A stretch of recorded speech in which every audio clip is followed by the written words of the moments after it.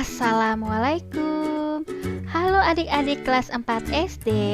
Apa kabarnya hari ini? Ketemu lagi di YouTube channel Ibu Guru. Mari kita belajar tema 8, subtema 3, bangga terhadap daerah tempat tinggalku, pembelajaran 3. Belajar bersama Ibu Guru Indriani. Halo.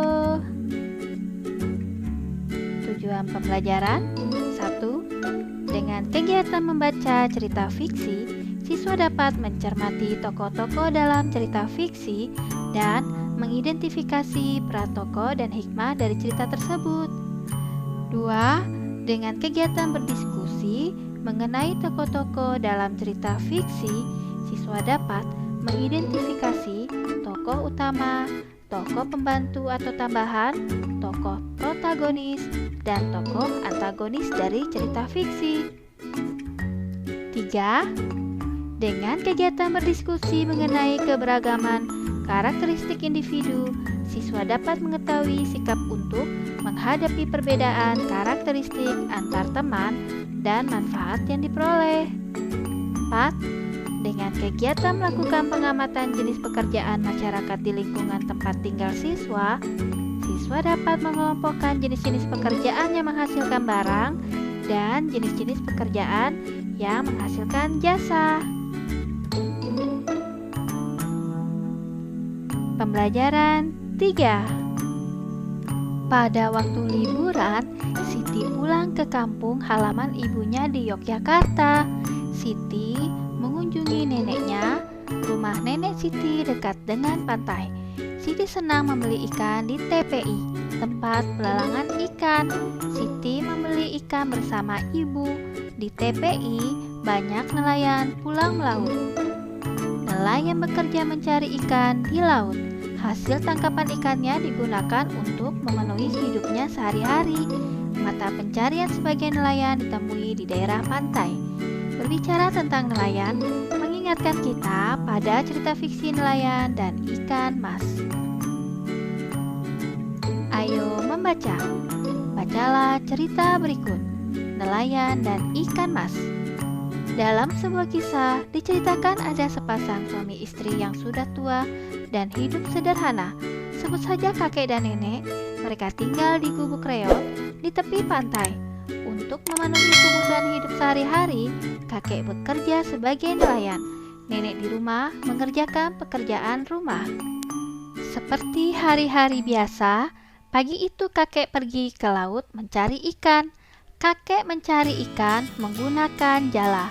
Hampir seharian kakek menjala, tetapi kakek belum juga mendapat ikan. Hingga akhirnya jala kakek bergerak kencang. Kakek segera mengangkat jalanya. Ternyata kakek mendapat seekor ikan mas kecil. Alangkah terkejutnya kakek saat memegang ikan mas. Terdengar suara layaknya manusia. Suara itu berasal dari mulut ikan mas. Ternyata ikan mas hasil tangkapan kakek bisa berbicara. Ikan mas minta tolong kepada kakek untuk dilepas kembali ke laut. Sebagai imbalannya, ikan mas akan memenuhi segala permintaan kakek. Akibat rasa kaget, tanpa berpikir panjang, kakek langsung melepas ikan mas kembali ke laut tanpa mengajukan permintaan apapun.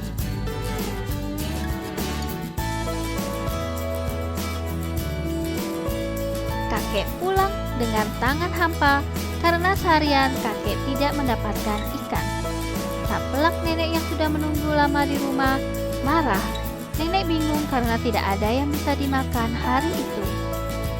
Untuk menenangkan hati istrinya, kakek menceritakan pertemuannya dengan ikan mas ajaib yang bisa bicara layaknya manusia dan berjanji mau memenuhi segala permintaannya.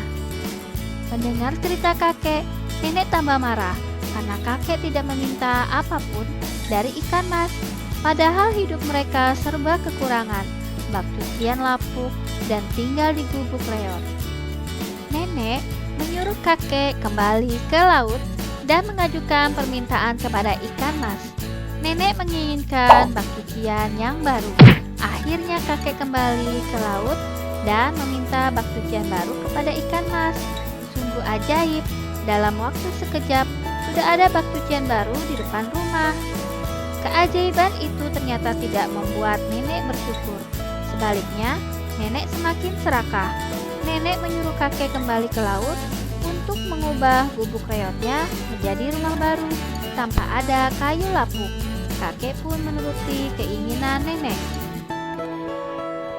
Kembalilah kakek ke laut menemui ikan mas dan menyampaikan keinginan istrinya. Lagi-lagi terjadi keajaiban.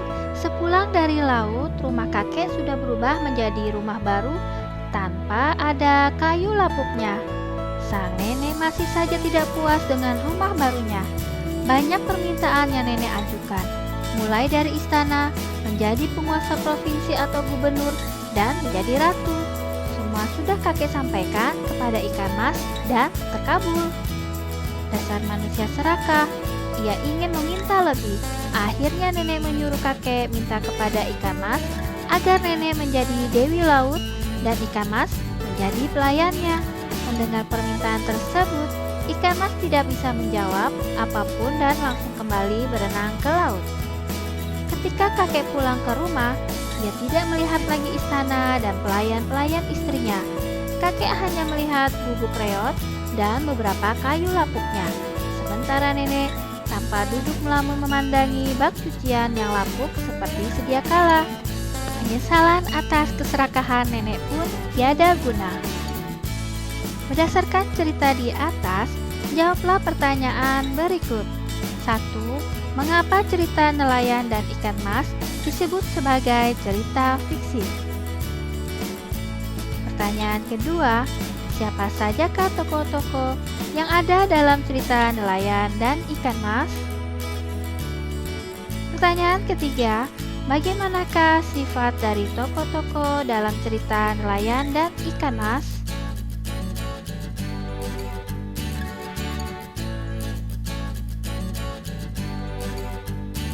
Pertanyaan keempat, apa hikmah yang kamu petik dari cerita nelayan dan ikan mas? Nomor 5, sikap apakah yang harus kita hindari agar kita bisa bersyukur atas nikmat Tuhan Yang Maha Esa?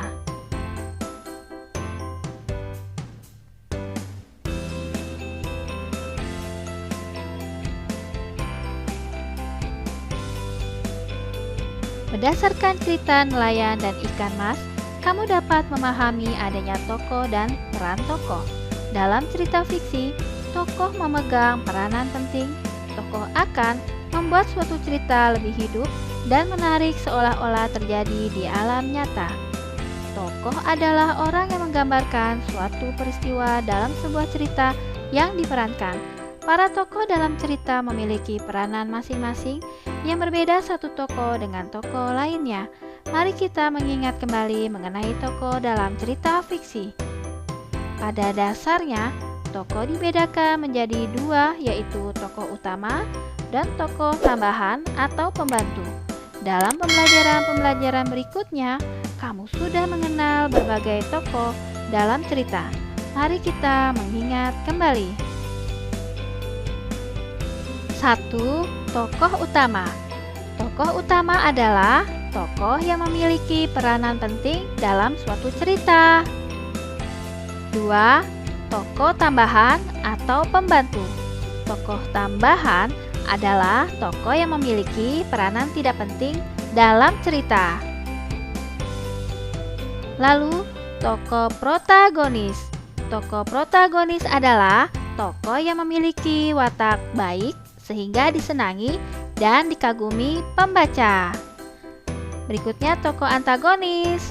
Tokoh antagonis adalah tokoh yang tidak disenangi pembaca karena perannya tidak sesuai dengan yang didambakan pembaca. Berdasarkan penjelasan tentang tokoh dan jenisnya, diskusikan bersama dua orang temanmu tentang tokoh utama dan tokoh pembantu dalam cerita nelayan dan ikan mas. Selanjutnya, berdasarkan peranannya, Tuliskan tokoh protagonis dan tokoh antagonis dalam cerita nelayan dan ikan mas. Tulis hasil diskusimu pada kotak berikut.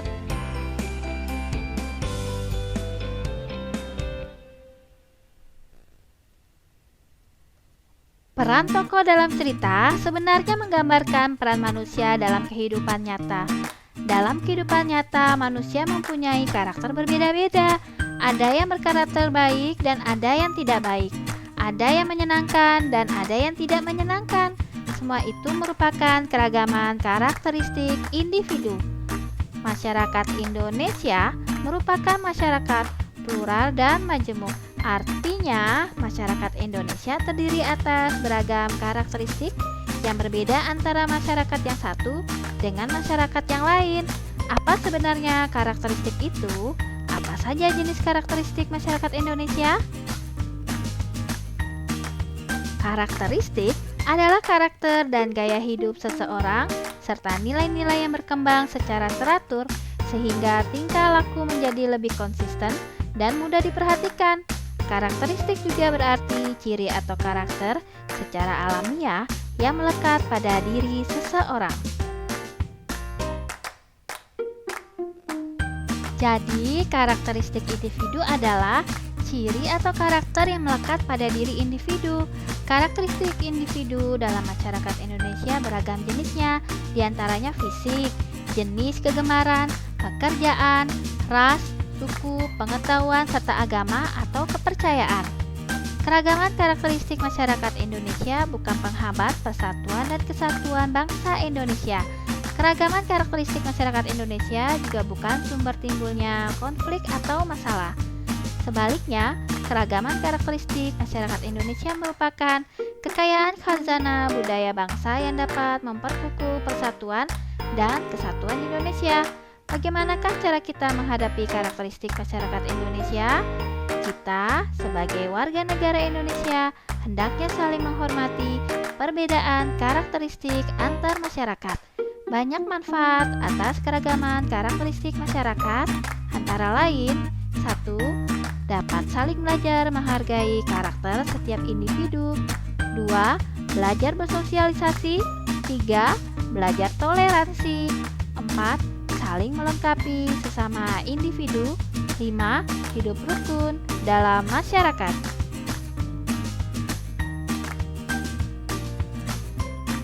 Ayo berdiskusi. Kamu telah memahami berbagai jenis karakteristik individu dalam masyarakat. Teman-teman di sekolahmu tentu juga memiliki karakter sendiri-sendiri.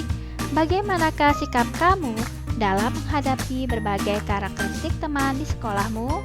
Manfaat apa yang kamu peroleh dengan adanya karakteristik antar teman di sekolah? Diskusikan bersama dua orang temanmu. Tuliskan dalam bentuk tabel seperti berikut. 1. Jenis perbedaan karakter usia. 2. Fisik.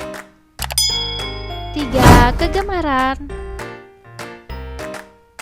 4. Agama.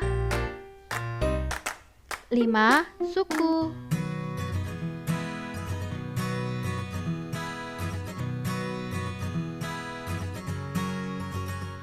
Pekerjaan merupakan salah satu jenis karakteristik individu dalam masyarakat.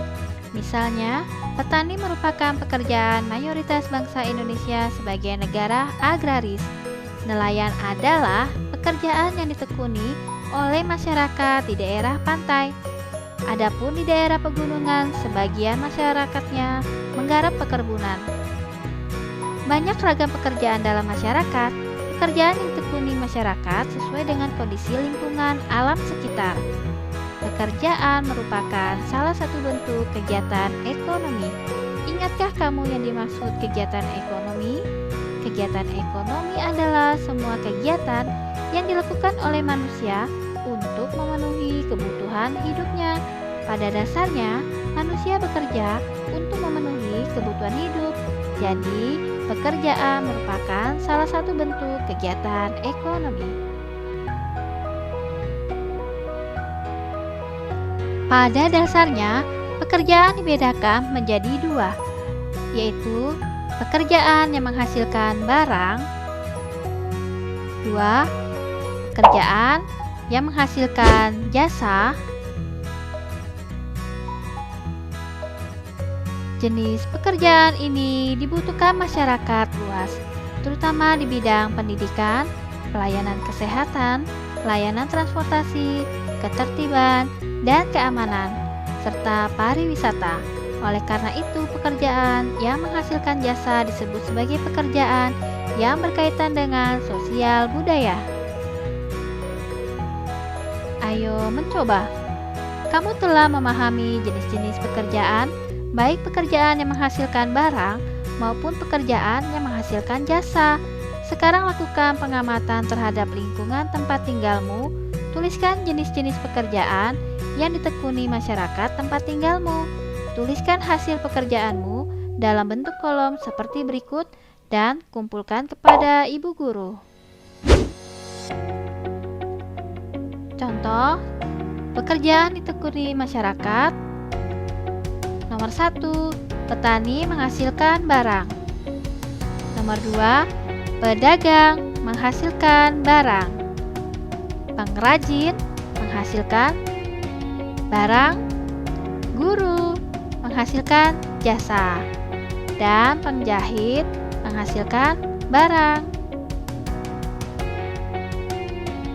Ayo renungkan. Keragaman karakteristik individu dalam masyarakat mempunyai peranan penting bagi kehidupan bersama. Manusia sebagai makhluk sosial selalu membutuhkan orang lain. Tidak ada seorang pun yang dapat memenuhi kebutuhan hidupnya sendiri. Coba renungkan hal berikut. Bagaimana jika dalam kehidupan masyarakat tidak ada petani? Apakah kita bisa memenuhi kebutuhan pangan secara terjangkau?